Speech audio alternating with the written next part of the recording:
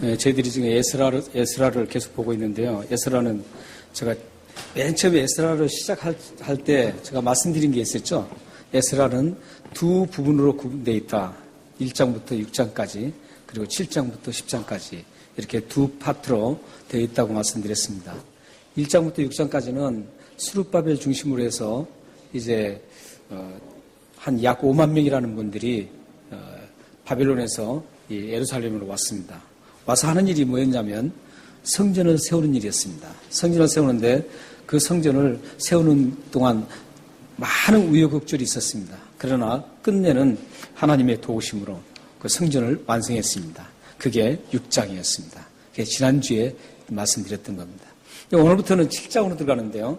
7장은 이제 제2차 포로 귀환이라고 합니다. 제2차 포로 귀환이라고 하는데 그 제2차 포로 귀환을 그 주도적으로 리더를 했던 분이 누구냐면 에스라입니다.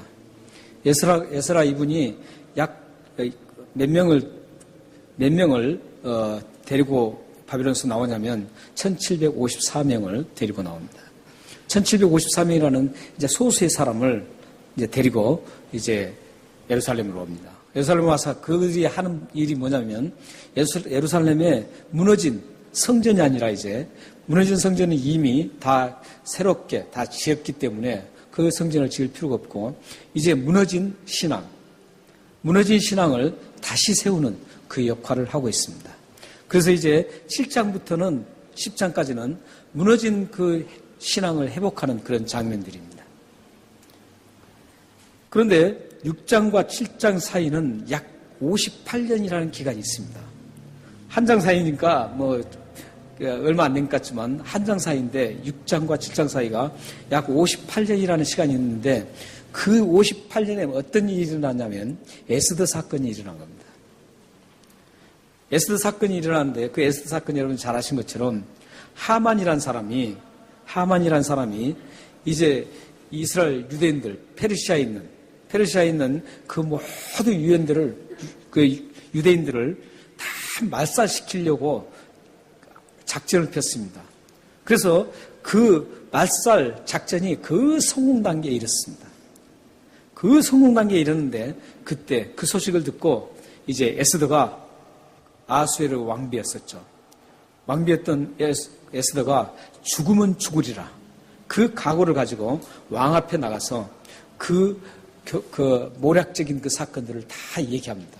그러므로 인해서 하만은 이제 달려 죽게 만들고 이스라엘 백성들이 다 살아나는 그런 놀라운 사건입니다.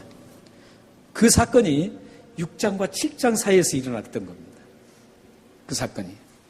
근데 그 사건을 통해서 지금도 이스라엘 사람들은 불임절을 지키고 있죠. 불임절.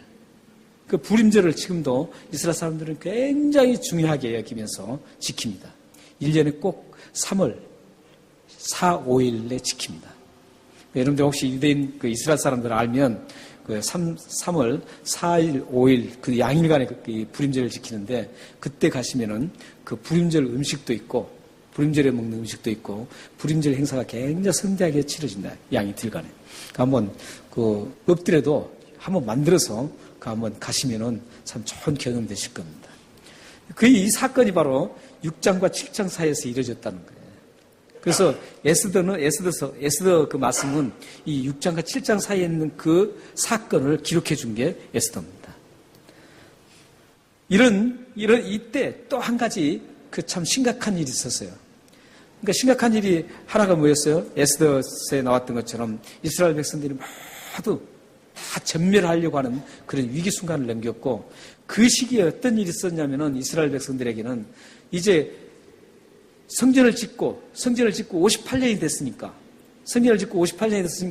이제 완전히 느긋해진 거예요. 다 자기들 성취할 거 다 성취하고 이제 어느 정도 기반도 다 잡고 살아가는 겁니다. 그래서 이제 생활도 어려움이 없습니다. 그래서 그들은 즐겁게 살아가는 거예요. 이렇게 즐겁게 살다 보면 꼭 찾아오는 게 뭐냐면 타락입니다. 신앙의 나락으로 떨어지는 겁니다. 그래서 교회 역사가가 얘기하는 게 그래요. 교회가 어느 국가를 갔던 그 교회가 들어가서 성장이 딱 됐어요. 성장이 된 다음에 성장 후에 50년이 되면 분명히 찾아오는 게 타락이다. 그렇게 해요. 그것은 우리나라도 여김없이 찾아왔습니다. 그래서 이 이스라엘 백성들이 성전을 짓고 이제 안정기에 들었을 때 그 후부터는 이제 어떤 일이 나냐면 사마리아의 그 이방 여인들과 같이 혼합을 이루기 시작합니다. 그러면서 자연스럽게 이방 여인들이 섬기던 그 신들을 다 섬기면서 이제 우상숭배에 빠지기 시작합니다. 우상숭배에 빠지기 시작하면 꼭 찾아오는 게 또 도덕적인 타락이 같이 찾아옵니다. 그래서 우상숭배와 갖은 죄악들을 지으면서 막 살고 있는 시기가 또 이 58년, 성전 짓고 난 58년 시기였습니다. 이런 심각한 영적 상태에 있을 때 이제 그때 실장이 시작되는 겁니다. 지금. 그때 하나님께서는 한 사람을 준비해 뒀습니다. 그 사람이 누굽니까? 에스라였습니다. 성전 짓고 정말 좋다고 이제 누릴 건 누릴 수 있다라고 그리고 풍성한 상태에서 평안하게 살면서 이제 타락으로 우상숭배하면서 죄로 가득한 그 심각한 이스라엘 하나님의 백성들, 하나님의 선택된 백성들이 그런 상황이 있을 때 한 사람은 선택했는데 그 에스라를 선택해서 하나님은 그 에스라를 이제 보냅니다. 그때 그 상황이 그 심각한 타락의 상황을 한 장 넘기면 있는 8장 21절에 잘 나와 있습니다. 한 장 넘겨서 한번 읽어볼까요? 8장 21절입니다. 한 장만 넘기면 되니까요. 네, 저기도 띄어 있습니다. 혹시 성경 안 찾으시려면 저기 띄어 있습니다. 함께 읽어보겠습니다. 시작. 그때 내가 아하 강가에서 금식을 어린아이여 모든 소유를 평탄한 길을 그에게 간과했으니. 네, 잠깐만요. 이 대목이 아닌데요. 이게 타락한 대목이 아니잖아요. 9장으로 넘어가야 되겠습니다. 9장. 네, 9장.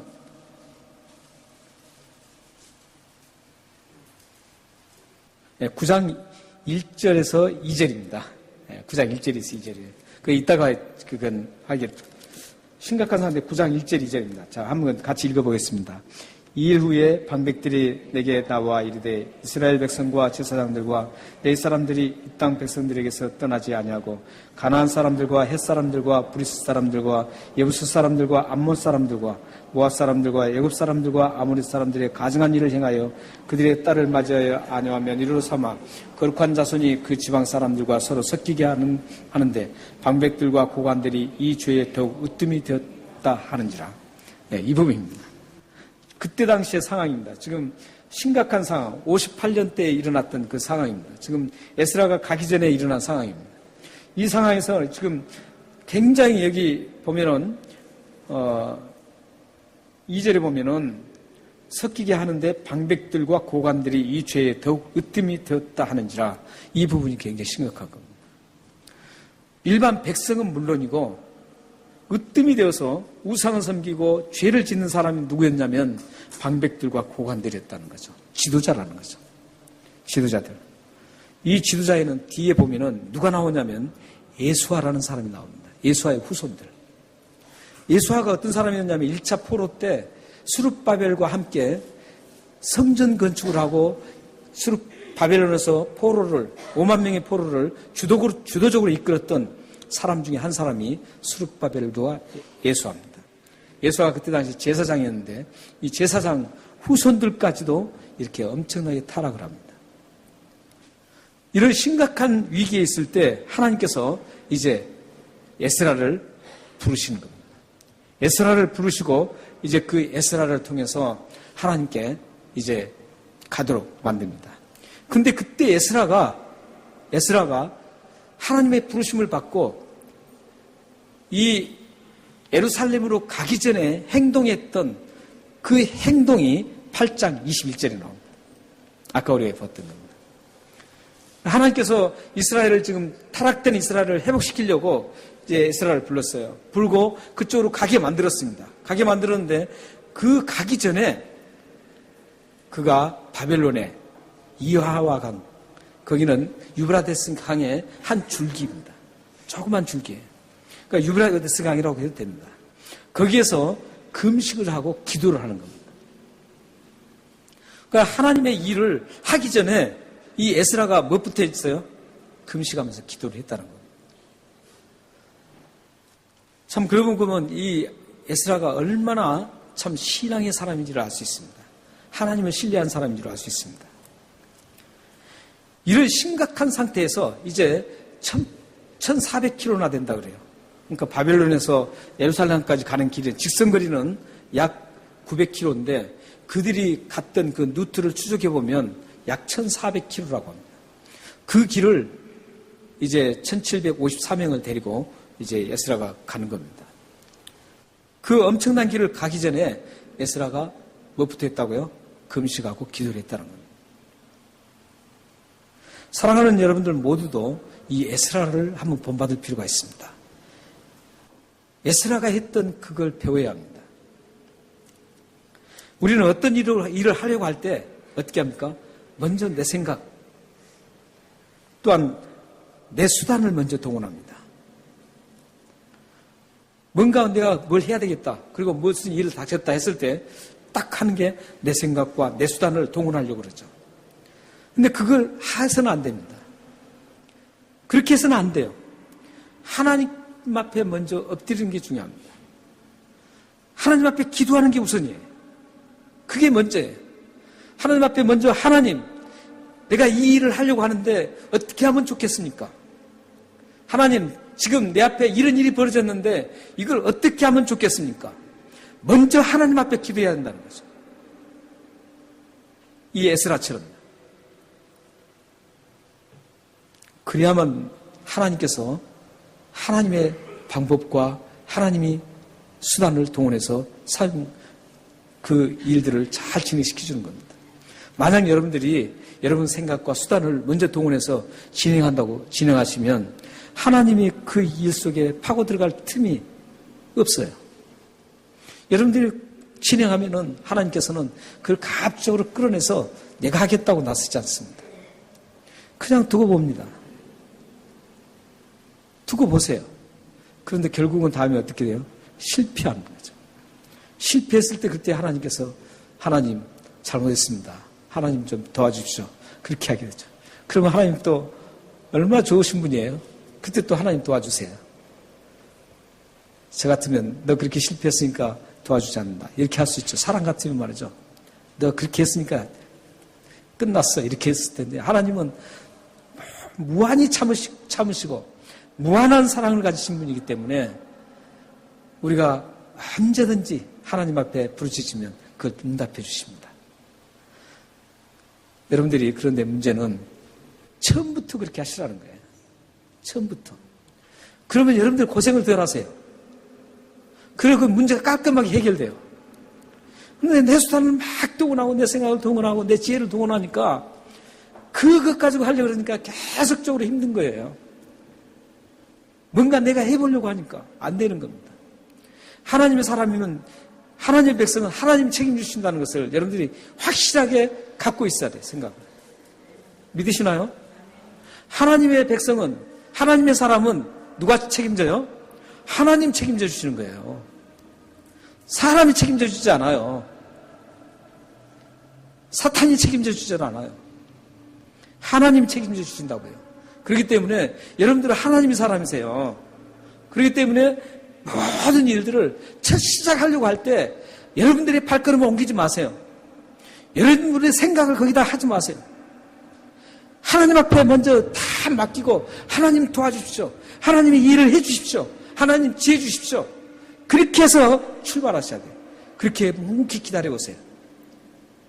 묵묵히 기다리면 하나님께서 분명히 사람을 붙여주시고 환경을 열어주시고 하나님께서 그 길을 하나하나 다 아름답게 인도해 주실 것입니다. 여러분의 삶에 항상 그런 신앙의 결단이 있기를 바랍니다. 에스라는 하나님을 버리고 우상숭배에 빠져서 지금 허덕이는 그 수렁에 빠진 예루살렘의 하나님의 백성들을 회복하기 위해서 부름을 받았지만 그 부름을 받았으면 얼마나 감격하겠어요. 당장 뛰어가고 싶지 않겠어요? 아, 하나님, 그 죽어가는 영혼 내가 당장 뛰어가서 살리겠습니다. 얼마나 감격스럽겠어요. 그런데도 불구하고 에스라는 거기서 하나님 앞에 엎드려서 금식을 합니다. 그리고 기도합니다. 그 기도 내용이 나오지 않습니까? 보십시오. 어떤 내용입니까? 강가에서 금식을 선포하고 우리 하나님 앞에서 스스로 겸비하여 우리와 우리 어린아이와 모든 소유를 위하여 평탄한 길을 그에게 강구했다. 이렇게 하나님 앞에 강구했습니다. 평탄한 길. 1400km란 그 엄청난 길을 1754명이 그냥 장정들만 있는 게 아니라 다 가정이 가야 되기 때문에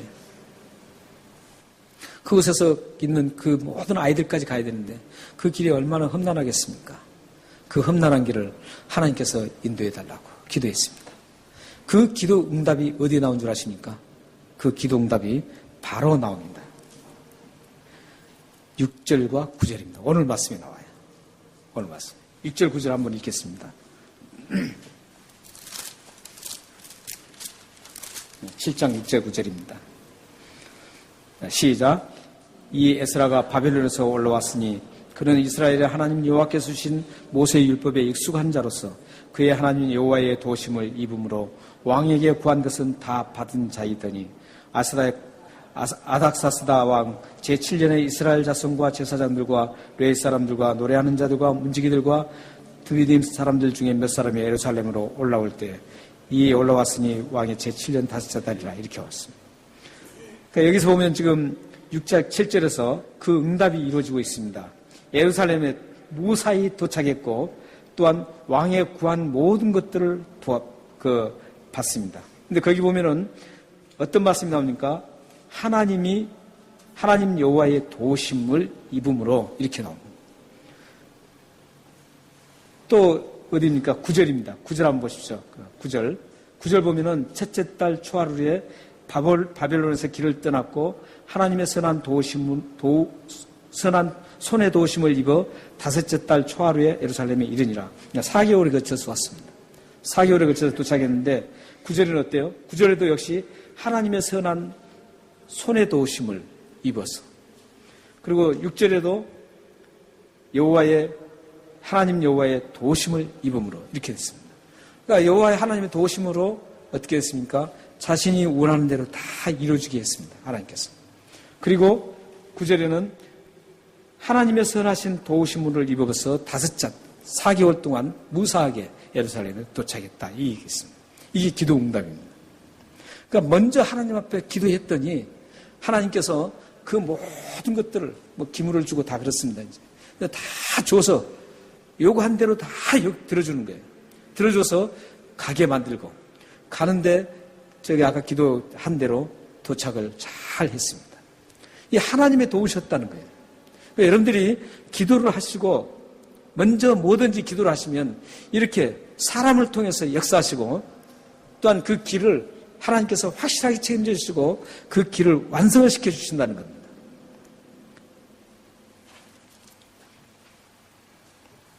우리는 이런 하나님의 그 도우시는 손길, 이 부분을 확실하게 믿고 우리 나그네 길을 가야 합니다. 그런 여러분들의 믿음의 사람들이 되기를 소망합니다. 그렇다면 이제 에스라가 어떻게 해서 이렇게 하나님의 도우심을 강력하게 신뢰하는 사람이 됐을까요? 오직 하나님만 도움을 바라보는 그런 대단한 신앙이었습니다. 근데 에스라가 어떻게 해서 이런 신앙이 되었을까요? 두 가지 이유가 있습니다. 그 궁금증을 풀어줄 수 있는 그 말씀이 5절과 6절입니다. 우리가 한번 읽었었죠? 네, 5절입니다. 5절 한번 다 같이 읽겠습니다. 시작. 아수의 비나스의 14대 손이요 엘레아살의 15대 손이요 대제사장 아론의 16대 손이라. 이제 이게 지금 쭉 왔죠. 오고 나서 바벨론으로 하니 그 이스라엘의 하나님 여호와께서 주신 율법에 익숙한 여호수아 이렇게 해서 왕이 다 받았다. 이렇게 지금 나오고 있습니다. 여기 보면 지금 어떻게 해서 이 에스라가 하나님의 강력한 신뢰하는 신앙이 되었는가를 잘 보여주는 말씀입니다. 여기 5절에는 보면 지금 4사람만 나오고 있죠. 에스라의 조상들을 얘기하고 있습니다. 지금. 에스라의 조상이 여기 맨 끝에 나온 분이 누굽니까? 아론. 그리고 그 위에 올라가면 엘르아살. 여러분들 익숙한 분들이죠. 그리고 그 위에 올라가면 비느하스. 또 그 위에 올라가면 아비수아. 아비수아는 여러분들 익숙하지 않죠. 또 그 4절 보면은 또 있고 1절부터 쭉 나옵니다. 그러니까 아론은 몇 대 손이에요? 16대 손에 16대 손. 그러니까 에스라는 아론의 16대 자손이. 그러니까 아론을 맨 끝에 둬야 되는데 지금 순서를 뒤바꿔서 지금 기록하고 있습니다. 성경의 독특한 방법입니다. 여기 보면은 이 얘기에 나오는 그 외에도 굉장히 많은 분들이 나와요. 이분들의 다 특징이 뭔 줄 아십니까?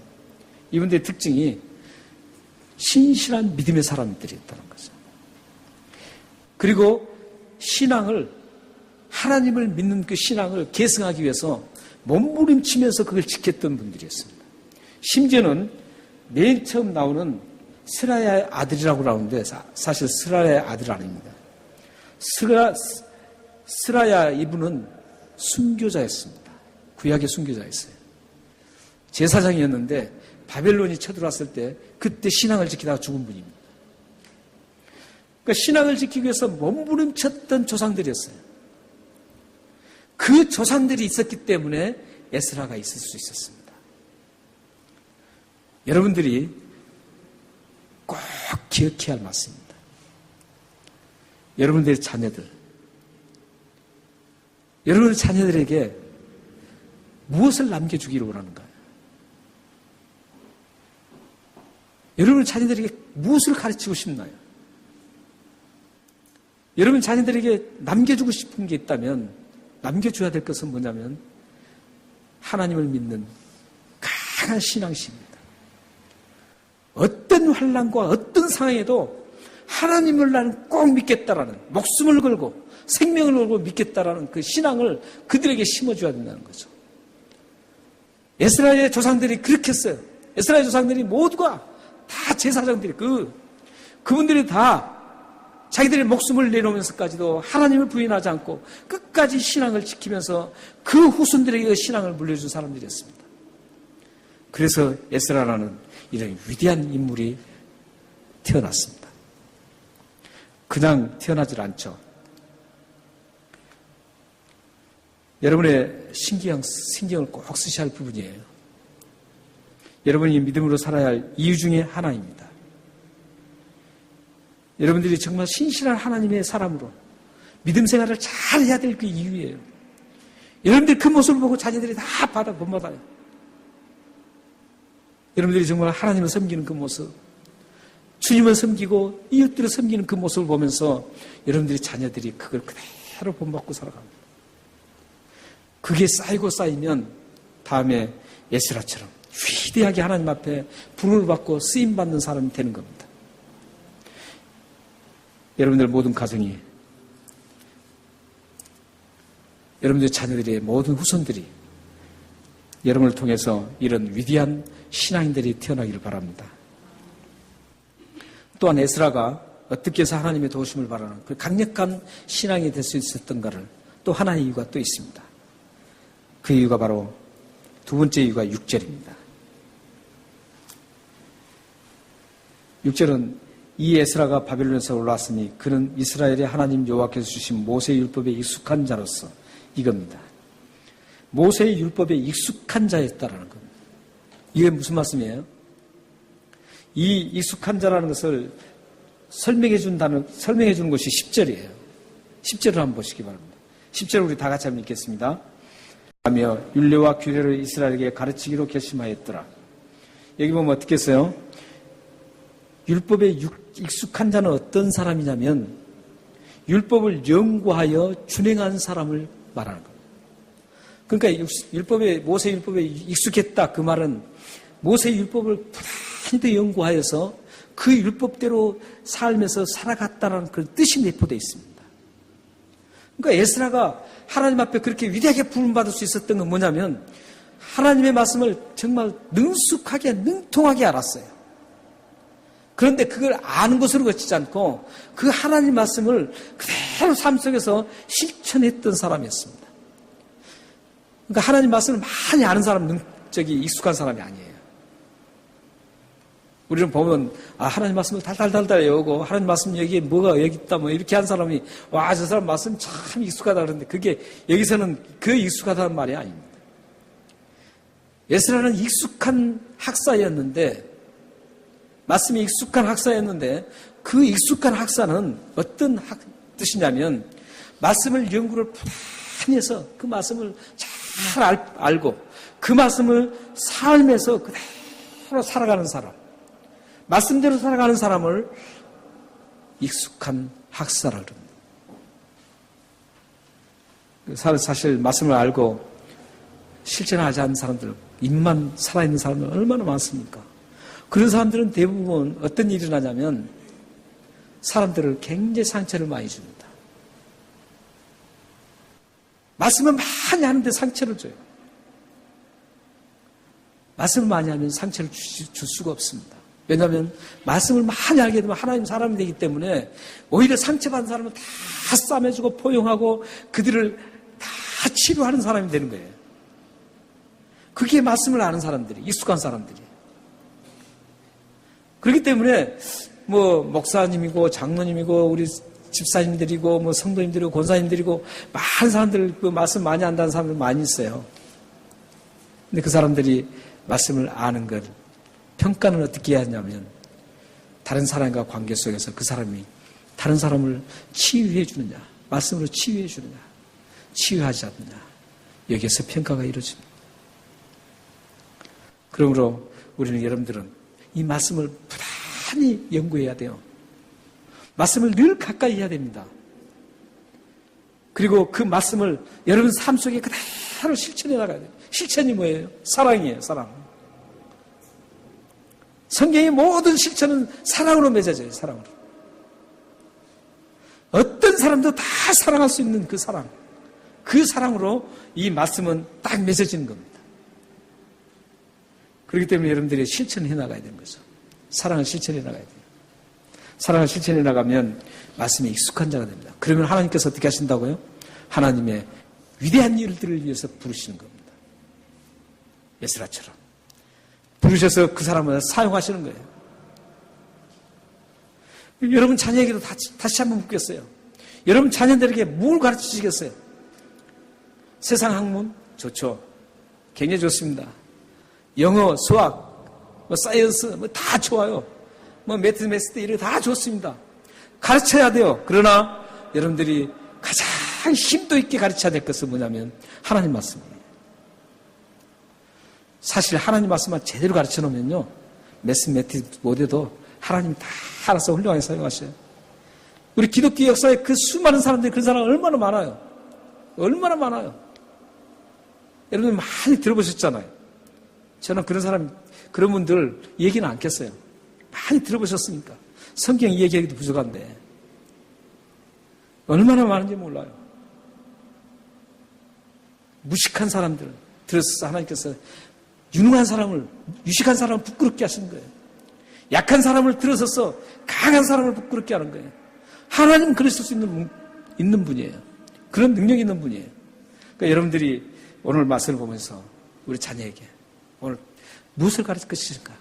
무엇이 가장 심도 있게 가르쳐야 될 것인가를 여러분들 결단하시길 바랍니다. 뭐냐고요? 하나님 말씀입니다. 혹시 결혼하지 않는 우리 형제자매들은 앞으로 결혼해서 아이를 낳고 아이에게 무엇을 가르칠 것인가?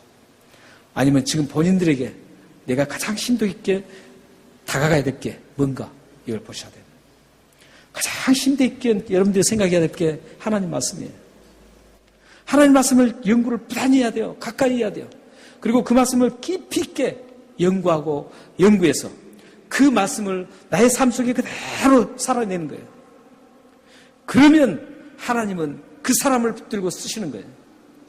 그걸 보고 준비된 사람이라고 그러는 거예요. 다른 것 준비하는 게 아니에요. 기도 많이 해갖고 영적으로 이런 사람, 하나님께서 그런 사람 별로 안 써요. 말씀이 없이 그런 사람들은 쓰지 않으세요. 말씀이 잘 돼 있는 사람이 그렇게 기도하면 더 위대하게 사용하시죠. 그러나 말씀 없이 이렇게 말씀이 없으면 대부분 신비주의로 갑니다. 잘못 가요. 그러니까 여러분들이 자신도 그렇고 여러분도 자녀들, 후손들을 위해서 뭘 해야 되냐? 말씀과 가까이 해야 된다. 하나님 말씀. 이 말씀을 부지런히 읽으시기 바랍니다. 그래서 이렇게 이 에스라는 이런 익숙한 학사였어요. 이 학사를 느헤미야서 12장 26절에서는 서기관이라고 또 부릅니다. 저기 에스라를. 서기관이나 학사나 똑같은 말입니다. 신약 성경에도 서기관들이 많이 나오죠. 신약 성경에. 신약 성경에는 이 학사를 두 종류로 얘기를 합니다. 두 종류로. 율법 선생, 율법 교사로 이렇게 얘기합니다. 그리고 하나는 서기관으로 얘기합니다. 이 서기관들은 대단했습니다. 어렸을 때부터 대단했어요. 그런데 같은 하나님의 말씀을 깊이 알았던 사람들인데 신약의 서기관들과 서기관이었던 학사였던 에스라와 전혀 다른 길을 걸어갑니다. 어떤 길을 걸어가냐면 에스라는 하나님의 부르심을 받고 하나님의 백성들이 그 죽어가는 영혼들, 그 영혼을 다시 회복해서 하나님의 사람으로 단단하게 세우는 데 사용됐어요. 그런데 신약의 서기관들은 어떻게 사용된 줄 아세요? 요한복음 8장과 누가복음 6장 7절과 또 마태복음 20장 18절에 보면 그때 서기관들은 어떻게 하면 예수님을 시험할까, 넘어뜨릴까 이렇게 써 있습니다. 자기들이 아는 성경 지식 가지고. 그리고 서기관들은 이 사람들 정말 대단한 성경 지식을 가지고 있어서 신약시대도. 그렇기 때문에 이 사람들이 어떻게 예수님을 이 하나님 말씀으로 해서 시험을 할까, 내가 넘어뜨릴까 거기에 연구를 하고 계속 접근했어요. 성경에 보면. 그리고 또한 예수님이 뭘 잘못하는가 자기들이 아는 그 성경 지식 가지고 예수님이 조금만 잘못해도 그걸 꼬집어서 송사하려고 했습니다. 소송을 하려고. 결국은 예수님을 신성 모독죄로 고발한 사람들이 서기관이었어요. 자기들이 아는 성경 지식 가지고 예수님을 고발해서 결국은 예수님 십자가에 못 박히게 하는데 사용했다는 것이죠. 그 두 차이가 어떤 차이일까요? 익숙한 학사가 아니었기 때문에 그래요. 아까 익숙한 학사는 뭐라 그랬습니까? 삶을 실천한 사람을 익숙한 학사라고 했어요. 이 신약시대의 서기관들은 성경 지식을 정말 많이 알았어요. 그러나 그들이 익숙한 서기관들이 아니었어요. 왜냐하면 그들은 지식만 가득 가진 사람들이었어요. 그렇기 때문에 예수님을 죽게 만들었던 거예요. 그 지식 가지고.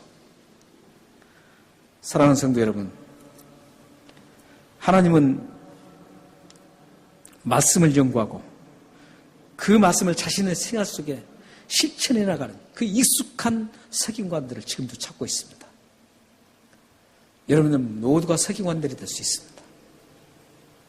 하나님은 지금도 말씀에 잘 알아서 그 말씀을 나의 삶 속에 잘 실천해 가는 그런 사람을 지금 찾고 있습니다. 하나님은 지금도 허물어지는 우리 한국교회를 다시 회복시키는 그 회복시킬 수 있는 사람을 지금도 찾고 있어요. 익숙한 서기관.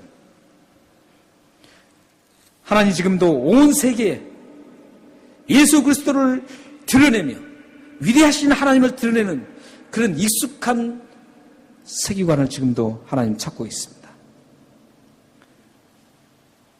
여러분이 이런 서기관 되시길 바랍니다. 여러분 자녀들이 익숙한 학사가 되시길 바랍니다. 여러분들의 후손들이 익숙한 학사가 되어서 하나님이 부르실 때 주님 내가 여기 있습니다. 나를 써주십시오. 이렇게 해서 하나님의 위대한 일들을 감당하는 여러분의 가족과 여러분들 후손들이 되기를 주님으로 축원합니다. 이사야서 6장 8절 마지막으로 한번 읽고 마치겠습니다. 다 같이 읽겠습니다.